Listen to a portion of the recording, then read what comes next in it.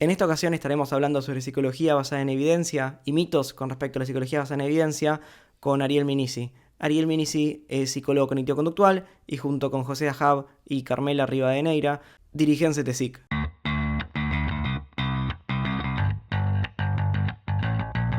Bueno, Ariel, muchísimas gracias por acceder a esta entrevista en donde vamos a estar hablando sobre la práctica de la psicología basada en evidencia y para empezar me parece una buena idea primero empezar hablando un poco de la importancia de la psicología basada en evidencia, es decir, por qué es importante la práctica de la psicología basada en evidencia.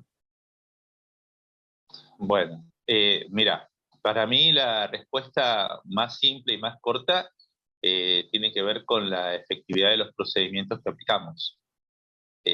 Particularmente, bueno, en clínica, que es a lo que yo y entiendo que la mayoría de nosotros nos dedicamos, pero no solamente en clínica, también en cualquier otro ámbito en el que se aplica la psicología, el tener una práctica basada en evidencia, una de las primeras cosas que te da es efectividad en las aplicaciones. Es decir, si vos lo que querés es intervenir con ciertos objetivos, lograr ciertos objetivos, desde que una persona que padece crisis de pánico deje de tenerlas, o un paciente que tiene trastorno de ansiedad generalizada deje de preocuparse o se preocupe menos, hasta otros ámbitos, como por ejemplo, querés mejorar un programa educativo para niños que tienen dificultades con la lectoescritura, una práctica que ha sido fundamentada en estudios empíricos siempre te va a dar mejores resultados que una práctica que está hecha sin estudios empíricos. Es decir, básicamente si vos querés modificar la realidad, querés modificar el entorno, primero tenés que mirar cómo eso funciona, ese entorno. Y eso requiere haber visto, haber comprobado, haber tenido un acceso a los hechos. Y bueno, de todas las formas de acceder a los hechos, la ciencia es el método que claramente ha mostrado mayor eficacia, ¿no? Esa me parece que es la primera respuesta. Luego creo que hay un plano ético del problema. La mayoría de la gente que consulta a un psicólogo asume que está consultando a un profesional que va a aplicar un conocimiento científico.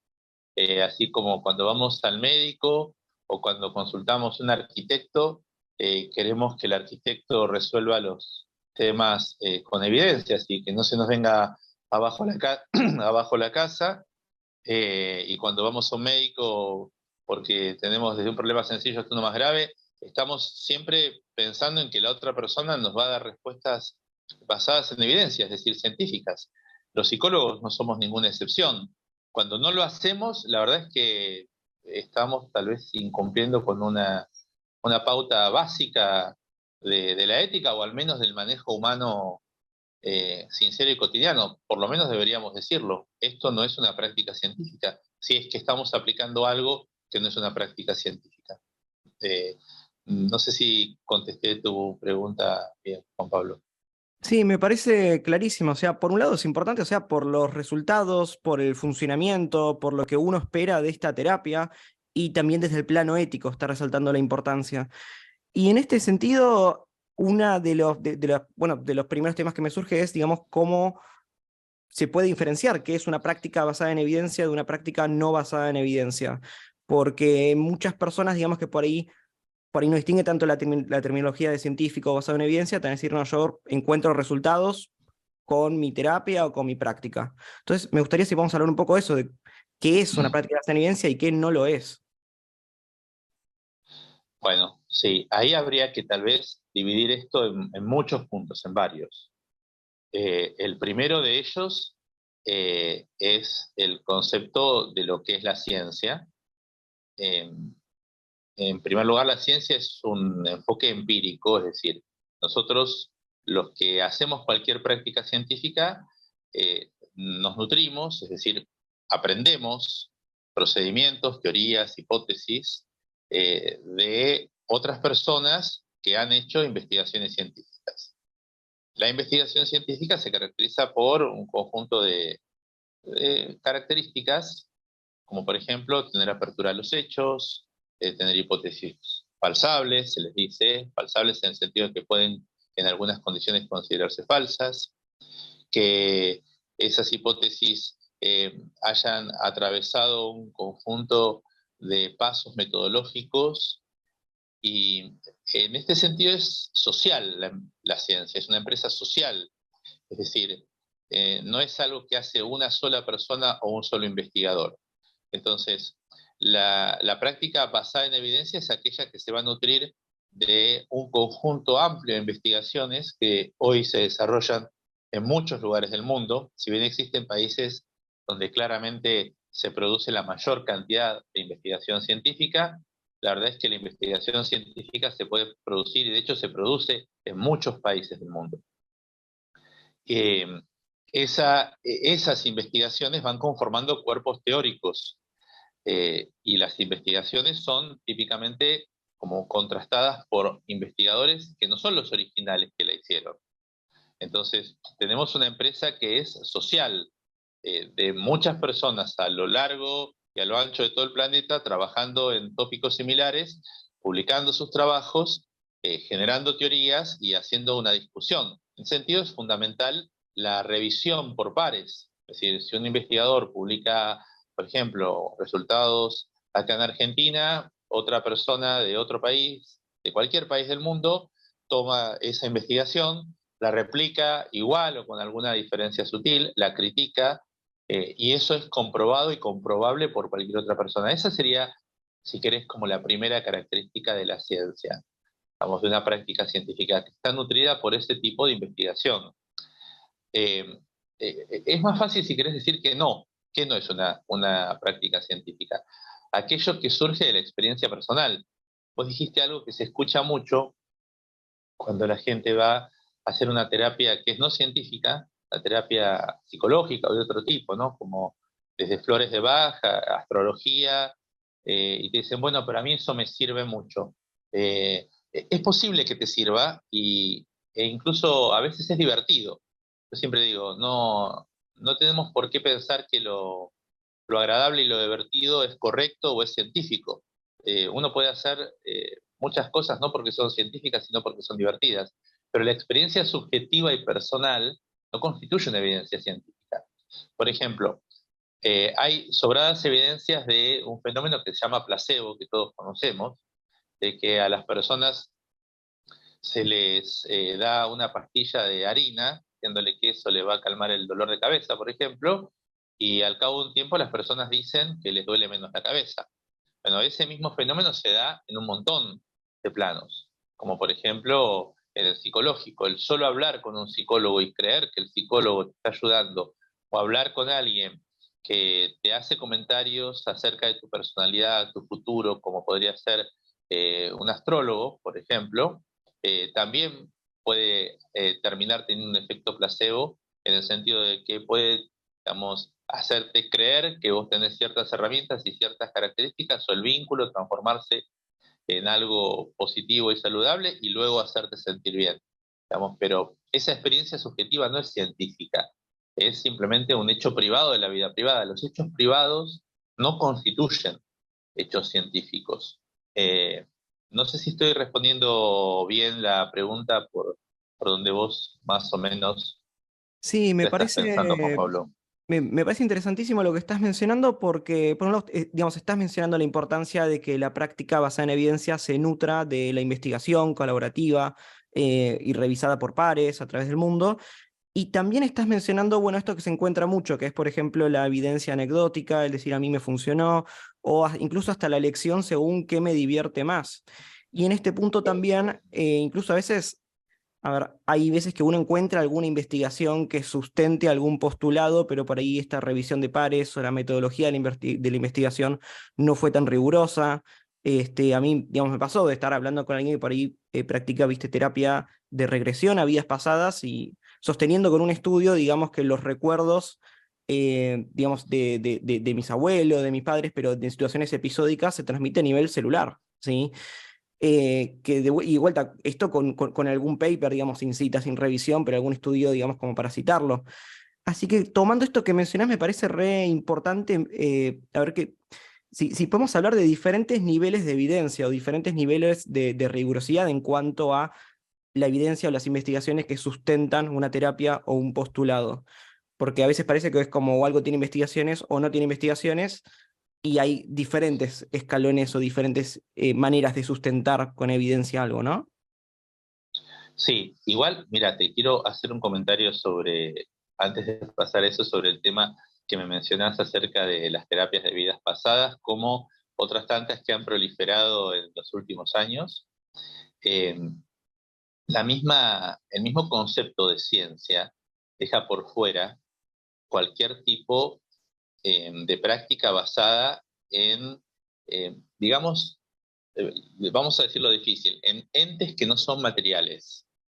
La ciencia, por definición, es un enfoque racional sobre entes materiales, es decir, para la ciencia existe solo un tipo de entidades que son los materiales, desde los planetas y las grandes galaxias hasta los microscópicos como las organelas que están adentro de una célula, pero nunca dejan de ser entes materiales que se combinan y dan fenómenos diversos, ¿no? Es decir, desde el plano físico-químico van, por decir así, como organizándose de forma cada vez más compleja hasta llegar a los organismos complejos con un plano de funcionamiento psicológico como los seres humanos.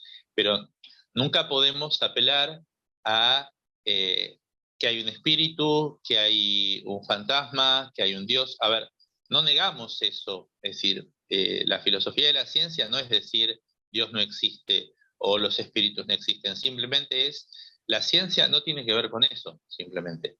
Nunca va a poder clasificarse como científico una terapia que hable de la reencarnación, porque esto implica alguna entidad de tipo inmaterial que migra de un cuerpo a otro.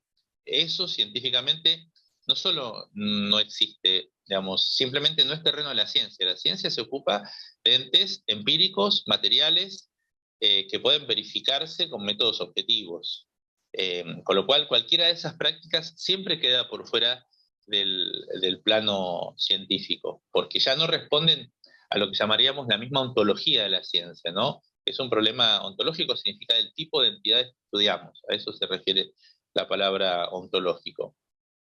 No es ni siquiera un problema de conocimiento, es un problema de a qué nos dedicamos, simplemente. Nos dedicamos a estudiar entes materiales. No puede haber vidas pasadas que hayan migrado hacia nosotros. Eso requiere una entidad espiritual o alguna forma de energía no material que al menos por ahora no se ha podido demostrar, ¿no? En el plano científico.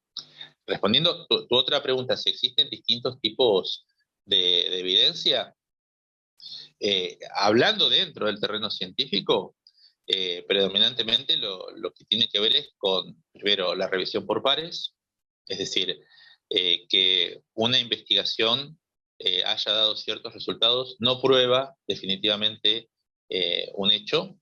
Se requiere que esa investigación se replique por lo menos algunas veces, que sea criticada por otros investigadores de la misma área, los cuales aparte típicamente van a hacer investigación sobre el mismo tema, en general replicando. Lo más típico es con alguna diferencia sutil el experimento original. Es muy raro que un experimento se replique tal cual.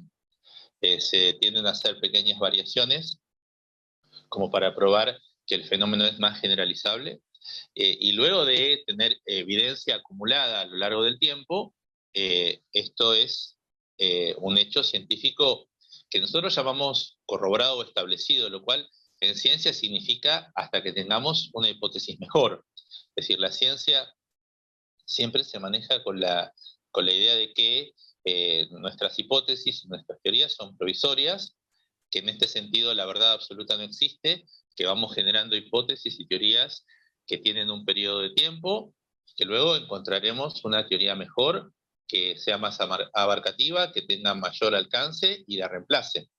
Eso no significa que la teoría que tenemos hoy no es verdad. Lo que decimos es que viene otra, generamos otra que es mejor, es más abarcativa, explica más fenómenos, explica mejor, y entonces reemplaza a la anterior.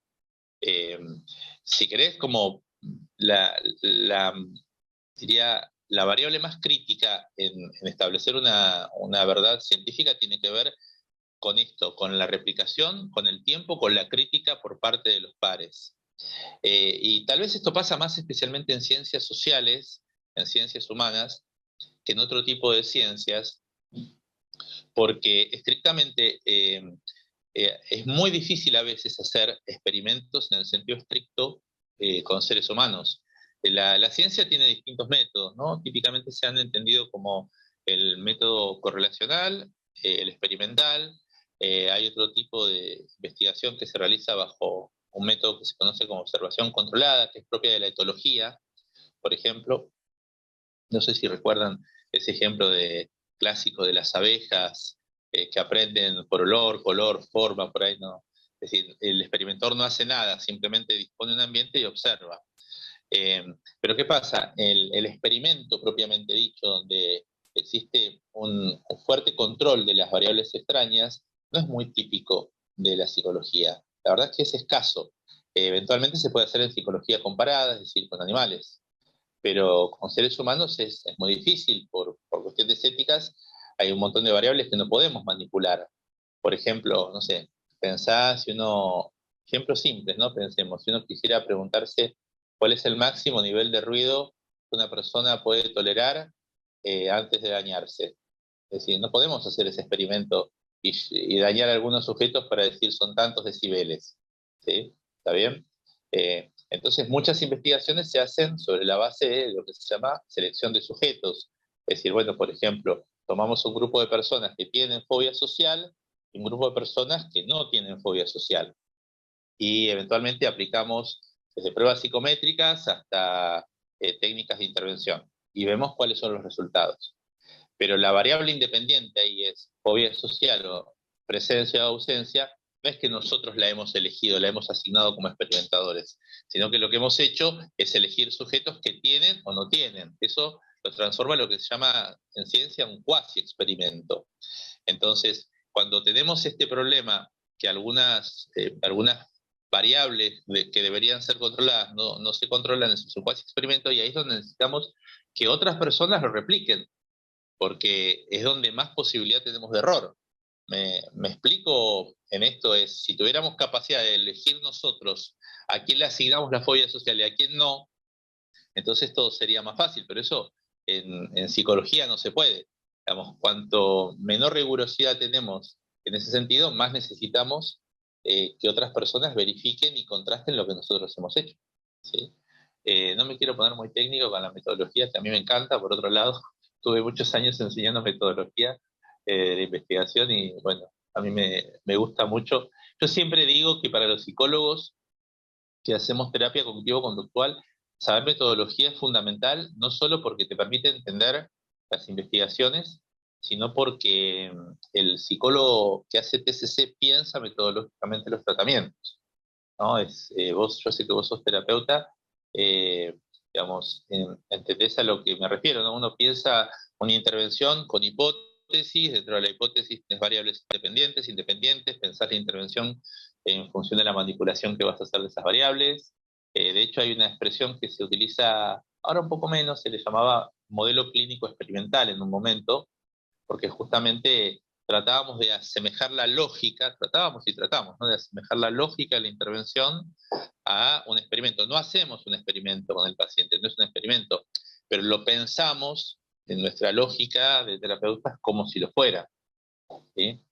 No sé si he contestado tu pregunta, perdón, si me fui un poco. Sí, totalmente. En este sentido, con lo último que mencionabas, sí, digamos, con respecto, por ejemplo, al empirismo colaborativo, diferentes metodologías, digamos, yo también elegí un poco la terapia cognitivo-conductual porque la filosofía o la lógica, la manera metodológica de poder pensar el sujeto y pensar la terapia era bastante intuitiva, o sea, por lo menos para mi manera de pensar, pero por eso me parece bueno tener un tiempo para profundizar un poco más sobre, bueno, la lógica de la investigación o de la ciencia, porque bueno, por esto que mencionaba, yo desde el principio de la entrevista estoy escuchando cómo se hace énfasis en la importancia del trabajo, digamos, que sea replicado, que el trabajo colaborativo de investigación, revisado por pares, o sea, el carácter social de la investigación, justamente por las dificultades que tiene la investigación en psicología. Y me parece muy importante destacar este punto con respecto a, bueno, que hoy en día parece que hay mucho contraargumento en el sentido de, mira, esto también es científico porque hay una investigación o un estudio realizado en algún lado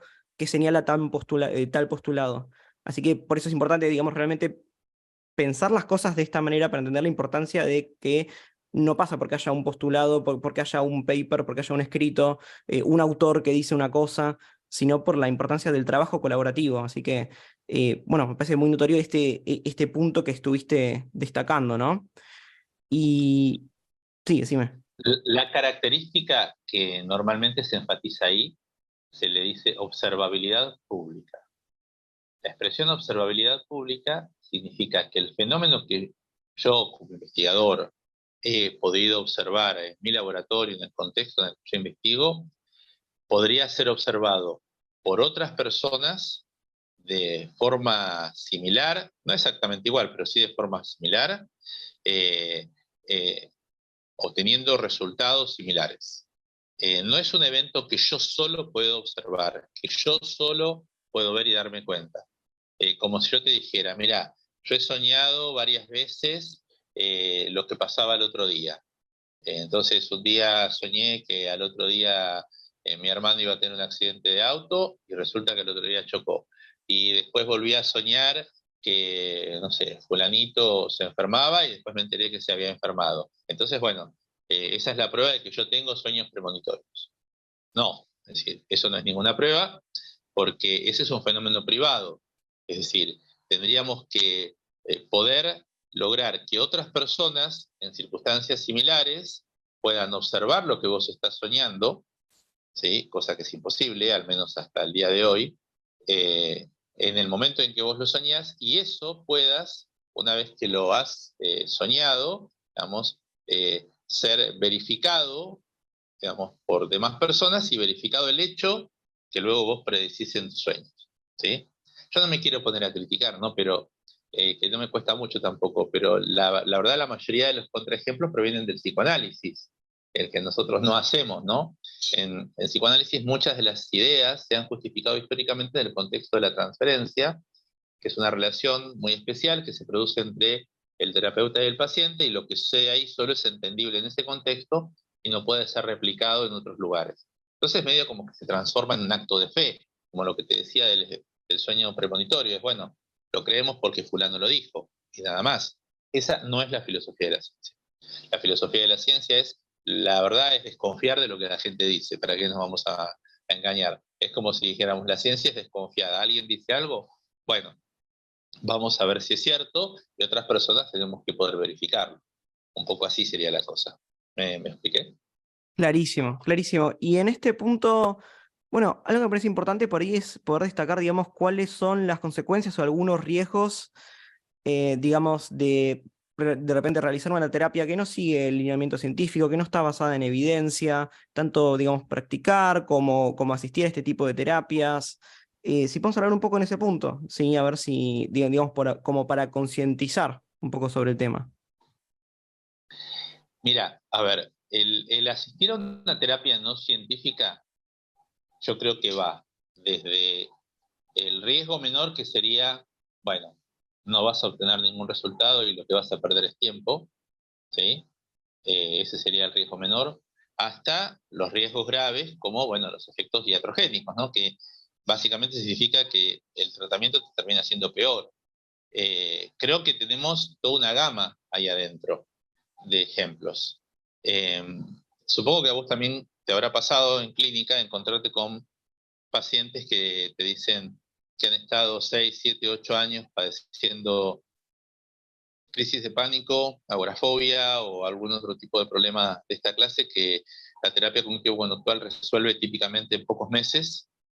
Al menos la parte más gruesa la resolvemos en pocos meses, como el trastorno de pánico y la agorafobia, pero que han estado 6, 7 o 10 años con este problema, han perdido trabajos, han dejado carreras, han pasado un montón de años encerrados. Ese es un efecto claramente iatrogénico de las terapias no científicas, donde, por ejemplo, los terapeutas le dicen a sus pacientes, bueno, no, mirá, si vos tenés miedo, no lo hagas, porque tus emociones te están diciendo de que, bueno, no lo tenés que hacer. Si a vos te da miedo salir a la calle, bueno, tenés que escuchar tus afectos y tus emociones y no salgas, ¿no? Lo cual es totalmente contrario a la evidencia científica, ¿no? La ansiedad patológica se resuelve solo a medida de que uno la afronta, gradualmente, despacito, de a poquito, es decir, con un montón de malabares, pero nunca le vamos a decir a un paciente que la solución a su agorafobia es encerrarse más. Bueno, es decir, esto pasa. Yo siempre cuento, yo tenía un caso de una señora, fue uno de los primeros que tuve encima, hace un montón de años, que había estado más de 22 años encerrada prácticamente en su casa y yo moviéndose en el círculo de las 3 o 4 cuadras que rodeaban a su casa. Tenía la ventaja de que era profesora de literatura y tenía un montón de alumnos en su casa, bueno, y una familia que un poco la acompañaba. Era un caso, una agorafobia con trastorno de pánico, que se resolvió en unos meses, simplemente con, bueno, lo que hacemos, ¿no? La psicoeducación, terapia de exposición.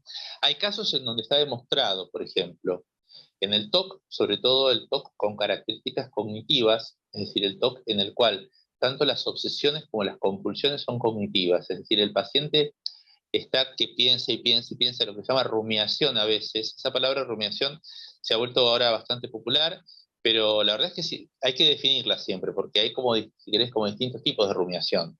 Uno tiene que decir a qué nos referimos cuando rumiamos. No, no es el pensamiento rumiante no es lo mismo, por ejemplo, en una persona con una depresión respecto a una persona con un TAG o con un TOC.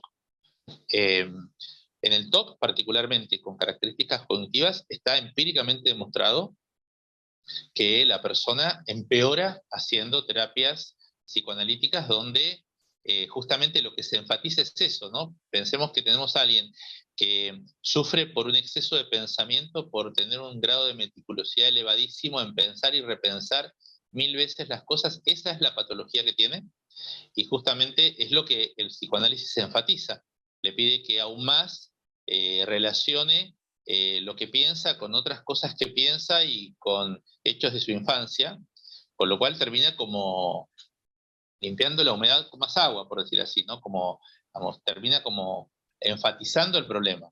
Otro caso donde los efectos iatrogénicos son claros es en la depresión, eh, porque aparte, bueno, la depresión conlleva siempre, si es moderado o grave, el riesgo del comportamiento suicida. Y justamente también tiene un fuerte componente de rumiación que algunas terapias basadas en, no científicamente basadas, particularmente psicoanalíticas, donde se hace el ejercicio de estar permanentemente como yendo al pasado a buscar los supuestos orígenes o causas del problema,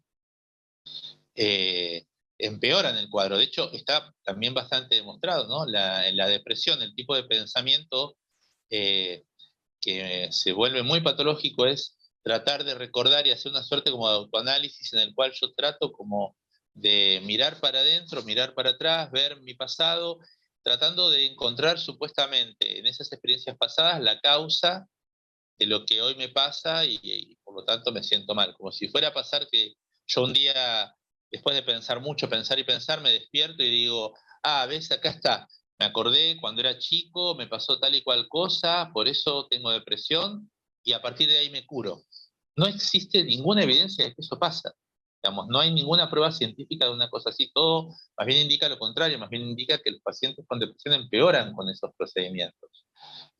Hay incluso en otros países varios casos históricos de juicios a psicoanalistas particularmente, eh, porque bueno, una persona que estuvo 5 o 6 años con una depresión en el consultorio del psicoanalista se va, hace otro tipo de terapia, incluso usa medicación y en cuestión de meses mejora. Entonces hay muchos casos en los cuales ha habido, acá en Argentina no, pero en otros países sí hace muchos años ya. Después, bueno, está el riesgo, si querés, de perder el tiempo, Juan Pablo, simplemente. Hay gente que, si bien no empeora, que yo tomemos casos como los de fobia social, por ejemplo, que típicamente no conllevan un riesgo de suicidio. Una persona con ansiedad social va a una terapia no basada en evidencias, simplemente lo que hace es pasar muchas horas, gastar a veces bastante dinero en conversar sobre hechos pasados, sobre lo que le sucedió en la infancia, en la adolescencia, y si los compañeros de la escuela le hicieron bullying o no, pero eso no trae una mejora, o apenas a veces, ¿no? Porque a veces simplemente hablando de un tema, todos sabemos que nos sentimos un poco mejor y tal vez nos animamos a hacer algo, pero la mejora es escasa. Eh, lo que se pierde es tiempo, a veces tiempo precioso, ¿no? Porque si vos tenés 19, 20 años y estás en una etapa en la que querés ir a la facultad, hacer amigos, salir y divertirte, y no lo puedes hacer porque tenés miedos sociales que te lo impiden, bueno, ese tiempo es bastante valioso, no los volvés a tener después de 20 años, la verdad. Ese es el otro gran riesgo. A veces no todo termina con el riesgo de suicidio, pero la mera pérdida de tiempo en algo que uno simplemente le está poniendo energía, fe, sufrimiento, por decir así, bueno, lamentablemente es valioso el tiempo de la persona. Yo siempre lo que digo es que por lo menos la gente que se dedica a este tipo de tratamiento debería avisar eh, qué es lo que está haciendo.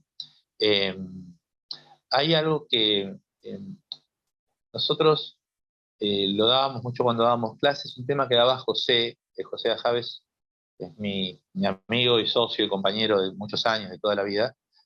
Probablemente algunos lo conozcan, vos sé que lo conoces. Él criticaba una idea desde la que partía el psicoanálisis y él decía, ya es una estafa desde el principio. Y es la idea del sujeto supuesto saber. Los mismos psicoanalistas lo dicen, algo así como que, vamos, el paciente tiene que creer que el psicoanalista sabe, pero el psicoanalista en realidad sabe que no sabe, y que de alguna manera no lo va a ayudar con un saber como el paciente está esperando. Y el psicoanálisis expresamente dice algo así como que tenemos que dejar que el paciente siga con esta idea que ellos llaman sujeto supuesto saber. Dejarlo, porque eso permite el análisis, ¿no?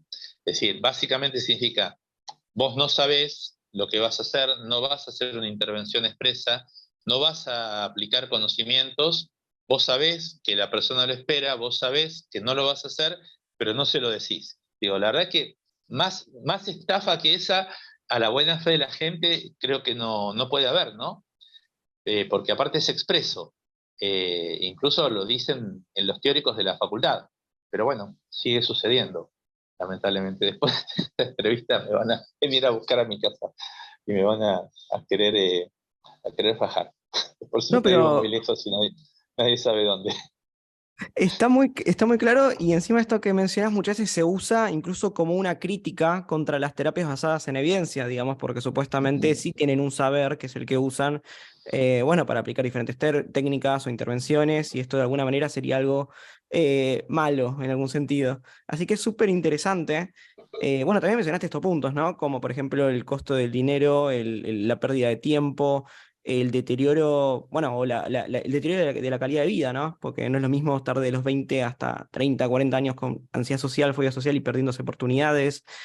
Y en este punto te quería preguntar un poco, a ver, a mí también me pasó una situación parecida a la que comentaste, ¿no? De repente encontrarme con un consultante que durante más de una década estuvo sufriendo ataques de pánico, fue con diferentes terapeutas, siempre psicoanálisis, nunca hizo exposición interoceptiva y bueno, y sufrió estas consecuencias en cuanto a la calidad de vida, ¿no? Y quería preguntar en cuanto a la dificultad, por ahí con todo lo que hablamos, si notas alguna dificultad como para abandonar espacios de terapias no basadas en evidencia, a favor de terapias basadas en evidencia, tanto por parte del consultante como por parte de terapeutas. Si notas esta dificultad y por ahí a qué se puede deber estas dificultades, estos obstáculos, como para probar terapias basadas en evidencia. Bueno, a ver, hay muchos obstáculos. Hay algunos de los más burdos y básicos que creo que, bueno, es difícil decirlo, ¿no? Pero es el reforzamiento económico de los terapeutas que tienen a sus pacientes y que no hacen terapias basadas en evidencia. Eh, Ese es el primer paso. Si vos pensás que hay gente que por ahí tiene 10, 15, 20 o 50 años de formación en un área, ha dedicado su vida a estudiar los textos de Freud, Lacan, Melanie Klein, los escritos de psicoanalistas argentinos, y de un plumazo el psicoanálisis empieza a desaparecer del mundo, ¿no? Es como, básicamente, vos te enterás que el psicoanálisis solamente se realiza en Argentina y que prácticamente en ninguna facultad de psicología del planeta se enseña psicoanálisis, salvo en la Universidad de Buenos Aires. Eh, pero eso implicaría, como por decir así, reaprender tu carrera de nuevo, por ahí cuando tenés 50, 55 años, dejar de hacer lo que haces, tenés por ahí un conjunto de pacientes que son los que te dan tu sustento económico. Es muy difícil desde esa posición decir, bueno, viví haciendo algo que estaba equivocado, eh, y entonces lo voy a dejar. Es muy difícil, incluso demostrándole a la persona. No, no quiero entrar en chismerío, yo mismo he vivido esta situación de que alguien me contesta y me dice, sí, bueno, vos podrás tener razón, Ariel, pero mira, yo hace 20 años que me dedico a esto, ¿te imaginas que no voy a hacer la carrera de nuevo a esta altura? Yo ya soy psicoanalista y se terminó, me contestaron, ¿no? Es decir, como entendiendo un poco que por ahí había otras formas de hacer tratamiento, pero que bueno, que lamentablemente no era factible volver a estudiar. Ese es el primer problema. Hay una suerte de como de reforzamiento económico, hay gente que ha armado una vida en función de esto. Entonces no es fácil que la cambien, ¿no? Eh, en ese sentido, obviamente, un psicoanalista no le va a decir a su paciente, sí, andate, ¿sí? Te contaré que algunas veces sí puede suceder. A ver, a mí me ha pasado, no sé si a vos te ha pasado, de que venga algún paciente que te diga, mira, yo estoy como psicoanalista y me pidió que para esto venga a consultarte a vos. Una cosa así como, y viene y me dice, mira, porque yo tengo, no sé, miedo a viajar en subte. Entonces, yo quiero resolver esta fobia, ¿no? Para lo demás, no. Como un poco partiendo de la idea de que lo que hacemos en TCC se aplica a problemas simples, sencillos y puntuales, algo que otra vez es un grave error, pero son escasos esos ejemplos, ¿no? Siempre. Después, bueno, por supuesto, en el ámbito de los ambientes sí, sobre todo los vinculados a la Universidad de Buenos Aires, históricamente hubo una gran crítica a la terapia cognitivo-conductual. De hecho, cuando yo era chico, yo ahora tengo 52 años, yo estaba en la facultad en el año 90, ¿sí? Y cuando yo conocí esto y alguna vez hablaba de esto, la palabra conductista era un insulto. No sé si sigue siendo la verdad ahora en la actualidad, pero más de una vez me han dicho, pero vos sos conductista entonces, pero es conductista. Incluso de boca de algún profesor, que no quiero mencionar, ¿no? Como si yo te estuviera diciendo, pero vos sos un facho o sos un nazi, una cosa así. Era como equivalente. Entonces, creo que se han generado muchos mitos acerca de esto, de que, no, mirá que si vas a un terapeuta de este tipo te van a obligar a hacer cosas que no querés, como aparte si nosotros pudiéramos obligar a los pacientes a hacer cosas que no queramos, ¿no? Que no quieren, perdón. Digo, eso es imposible. Creo que eso es primariamente el motivo. Luego, la gente también establece un vínculo afectivo con sus psicólogos, eso también es sabido. Entonces, si vos durante varios años fuiste y le contaste a un psicólogo tus problemas, tus intimidades, confiaste, pusiste en él tu confianza, dinero, tiempo, también para el mismo paciente es difícil reconocer que se ha equivocado o que no le está sirviendo lo que ha hecho. Este es un fenómeno no solo que sucede con, eh, con los pacientes que consultan psicólogos, es un fenómeno general del funcionamiento humano. Si querés ponerlo como una regla del funcionamiento psicológico, tendemos a defender más aquellas cosas en las que hemos invertido mucho tiempo y esfuerzo, ¿no? Entonces, tendemos a defender al partido político, al candidato político que nos gustó si hemos invertido mucho tiempo y esfuerzo en eso. Cuesta como al mismo tiempo reconocer de que uno se equivocó. Es una tendencia humana muy, muy natural, ¿no? Tender a preservar lo que uno tiene, y eso creo que se aplica también al psicoanalista o bueno, al psicólogo no científico que esté de turno, ¿no? Eh, Respondí más o menos la Sí, pregunta, Juan Pablo. Clarísimo, me parece muy importante esto que mencionás sobre los diferentes mitos que se hizo sobre el conductismo, que creo que siguen bastante vigentes, por lo menos desde espacios de formación, que si te parece ahora vamos a hablar un poquito sobre ellos, pero en este último punto, cuando hablaste sobre que a las personas nos cuesta, digamos, modificar creencias que sostenemos hace mucho tiempo, me parece un punto súper interesante porque a veces la manera en que uno intuitivamente intenta modificar la creencia de otra persona es con la confrontación directa, ¿no? Y en ese punto quería preguntar un poco tu opinión, si para vos tiene sentido, por ejemplo, debatir y discutir directamente con un profesional que trabaja desde otro marco teórico para intentar modificar algunos de los puntos que hablamos en esta entrevista, o si pensás que hay otras estrategias que pueden ser útiles para poder flexibilizar creencias en general a la hora de intercambiar ideas sobre cualquier tipo con otra persona, ¿sí? Como para poder generar algún cambio o alguna flexibilización.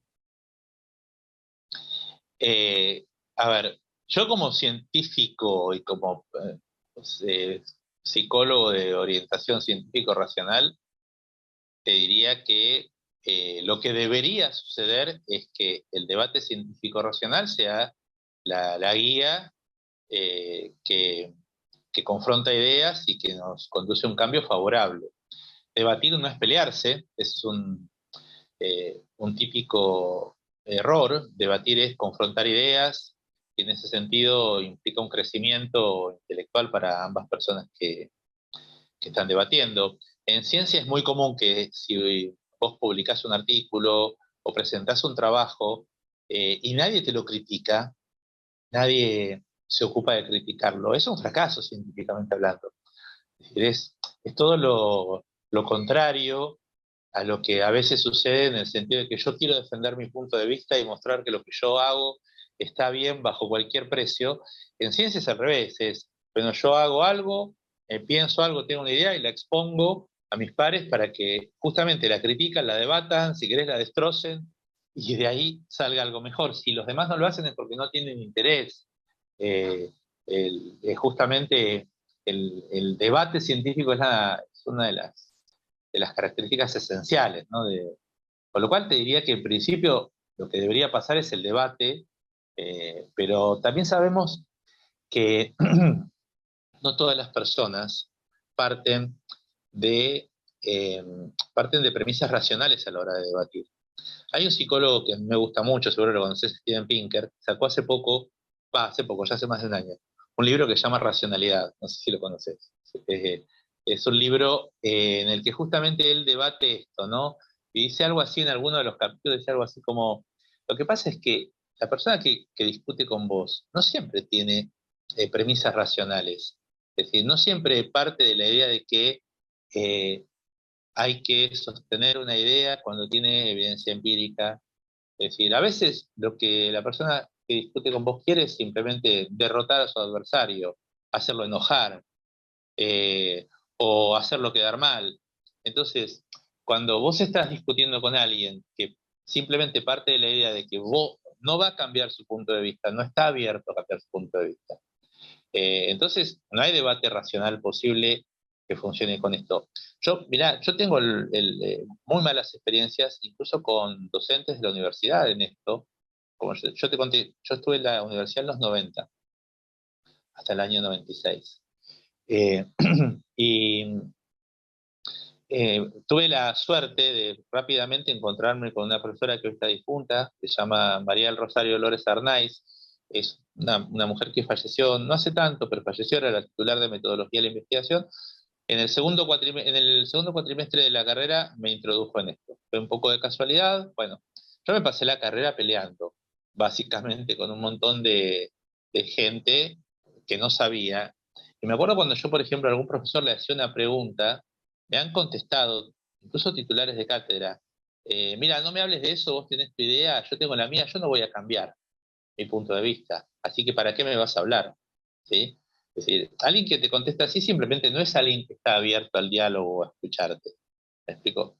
No siempre me han contestado así, pero si me lo han contestado incluso figuras renombradas de la facultad, ¿no? Entonces vos decís, bueno, vamos, es decir, si alguien que está en posición de ser el titular de una cátedra adentro de una universidad te dice, no me hables de eso, yo no voy a cambiar mi punto de vista, como si vos le estuvieras planteando, no sé, que volvamos al nazismo, vamos, simplemente porque te haces una pregunta que critica un poco su punto de vista, es decir, no es alguien que esté simplemente abierto a cambiar. En ese sentido, creo que lo que puede suceder, y me parece que sí está sucediendo, es que el cambio viene desde otro lugar. Supongo que vos lo sabrás, como lo sé yo, la gente que hace terapia cognitivo-conductual, que por suerte en Argentina somos cada vez más, solemos estar colapsados de trabajo. Es así. Es decir, yo creo que el cambio va a venir a la inversa, va a venir porque simplemente el público, la gente que conoce lo que son los distintos tratamientos y se van enterando, simplemente van a ir abandonando las terapias no basadas en evidencias. Y me parece que incluso hasta de otras profesiones, ¿no? Hoy es muy común que cuando los médicos derivan a un psicólogo, le digan a su paciente que padece estrés, hipertensión, cualquier problema que requiere de intervención psicológica, le digan a alguien que haga terapia cognitivo-conductual. Es muy común que no se encuentren así las personas. Luego, la otra cuestión en la que yo sí confío mucho es en el tipo de trabajo que, por ejemplo, hacen ustedes, que es la difusión. Es básicamente contar a las personas en general, incluidos los estudiantes de psicología, que existen otros procedimientos que no se enseñan en la Universidad de Buenos Aires, que existen otros enfoques teóricos, eh, cosa de que al menos desde un inicio se consideren y se quieran aprender. Esto que decíamos antes, alguien que hace 20 años se dedica al psicoanálisis, eh, obviamente, aunque vos le muestres con todas las evidencias que la TCC obtiene mejores resultados, difícilmente le va a costar muchísimo más rehacer su carrera. Pero alguien que está en primero, segundo, tercer año de la carrera, digamos, si considera esto una opción, se forma y sí eventualmente puede terminar aprendiendo una psicología basada en evidencias. Es decir, obviamente, digamos, el futuro está ahí, en la gente que está como aprendiendo hoy psicología y debería conocer esto desde los mismos inicios, ¿no? Eh, Eso me parece que es la forma, pero no te voy a mentir, yo soy bastante escéptico respecto de la posibilidad de como no te diría convencer, de debatir incluso Mm. con personas de otras orientaciones, porque me parece que hablan un idioma tan distinto y tienen como tan alterado el sentido común. A mí me han contestado cosas insólitas, ¿no?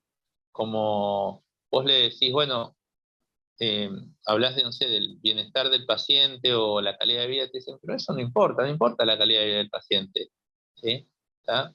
Hace poco tiempo, hace unos meses atrás, unas semanas, no me acuerdo, salió una nota en página 12 de un psicoanalista que decía que el problema no es que el psicoanálisis no sea científico, sino que el problema es que la ciencia no sea suficientemente psicoanalítica. Es una pavada, ¿sí? Básicamente, como suelen hacer, una suerte como de juego de palabras, porque no hay otra cosa. Es como pedirle a los astrónomos que astrologicen la astronomía, una cosa así, ¿no? Eh, eh, pero por eso, digamos, es tan distorsionado el objetivo cuando, por ejemplo, un psicoanalista te dice, para nosotros no es importante que el paciente se libere de sus síntomas, es decir, no es importante que si tiene crisis de pánico deje de tenerlas, no es importante que si no puede ir a la facultad porque tiene miedo, empiece a ir, no es importante que se libere de sus síntomas.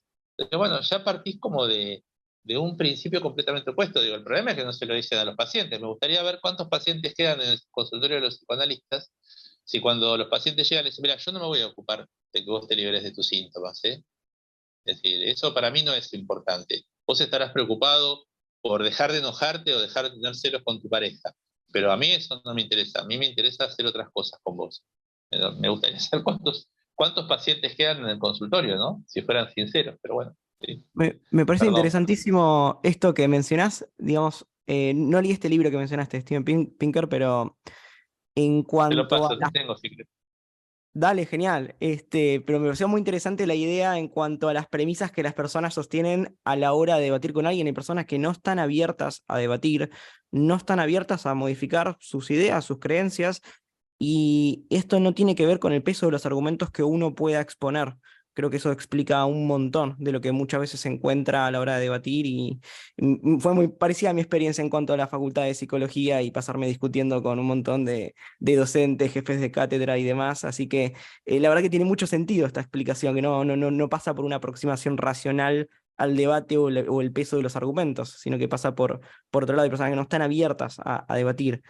Y bueno, y en este punto te quería preguntar, digamos, ¿cómo ves hoy en día, digamos, la situación? Bueno, sí, parece que está cambiando, ¿no? Un poco en cuanto a divulgación y en cuanto a los más jóvenes que hoy por ahí con acceso a Internet pueden ver, bueno, psicología basada en evidencia antes de tener un sistema de creencias que sea tan rígido, ¿no? Como para poder flexibilizar. Pero, y en cuanto a la formación en espacios como la UBA, ¿cómo ves la situación? ¿Sentís que está cambiando de a poco o sigue más o menos como antes?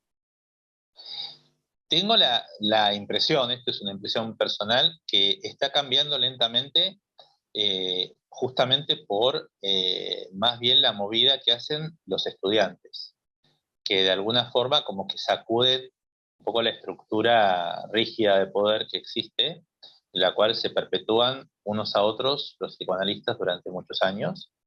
Eh, Creo que la Internet ha sido el gran cambio de la época. Mira, otra vez me remonto a los 90, ¿no? Yo me acuerdo que en los años 90, cuando discutía con compañeros, profesores, les decía que el psicoanálisis no se enseñaba en ningún lugar del mundo salvo en la Universidad de Buenos Aires. Vos imaginate, Juan Pablo, yo llegué a la Universidad de Buenos Aires, yo la tuve que buscar en la guía telefónica. Es decir, yo no sabía ni dónde estaba la universidad, la facultad de psicología. ¿Sí? Es decir, nadie me orientó. Yo la busqué, me acuerdo que llegué incluso confundido a anotarme en febrero, estaba la facultad vacía, digamos, y me había confundido, no sé, la inscripción era yo te dije, era el 20 de marzo y yo me fui el 20 de febrero, ¿no? Eh, la primera vez que llegué, vos llegás a un lugar donde supuestamente vas a aprender psicología, digamos, saliendo de la escuela secundaria, y todo lo que ves en ese momento es los textos de Freud, ¿sí? De Lacan, de Melanie Klein, todo habla de eso. ¿Sí? Entonces, bueno, rápidamente te haces una idea de, bueno, de que eso es la psicología, fácilmente. Estamos en esos años, no era fácil saber, por ejemplo, lo que se enseñaba en España, en Estados Unidos, tan solo en Chile o en Uruguay, si pensemos. Estamos. Yo me acuerdo que cuando aprendí esto y le decía a mis compañeros, me decían, no, no puede ser, más de uno me contestaba. Algunos sí sabían, pero era imposible verificarlo. Hoy con la internet es muy simple, vos podés ingresar a cómo se dicta el programa en una universidad en cualquier lugar del mundo. Y vas a ver que el psicoanálisis prácticamente que existe está relegado a una materia o una bolilla incluso dentro de una materia. ¿Sí? ¿Está bien? Es como, si querés, un aspecto de la historia de la psicología. ¿No? Es decir, creo que la Internet es lo que ha cambiado mucho las cosas. Y en este sentido, creo que los alumnos, las nuevas camadas de gente que ya ha nacido con la Internet, hoy supongo, a ver, tendremos alumnos en promedio de 20 años en la facultad, de gente que ya cuando empezó a leer y escribir ya existía la Internet. Entonces se criaron con un mundo conectado y con la capacidad de mirar lo que pasa en otros países, de buscar información fácilmente y encontrarla. Entonces, desde ahí sí creo que efectivamente hay un cambio y de hecho cada vez es más, y lo cual me pone muy contento. Creo que son los alumnos los que, insisto, pueden sacudir un poco la estructura de poder que hay en la facultad y pedir un cambio en el programa, que hoy lo que está sucediendo es que se da por fuera de la facultad.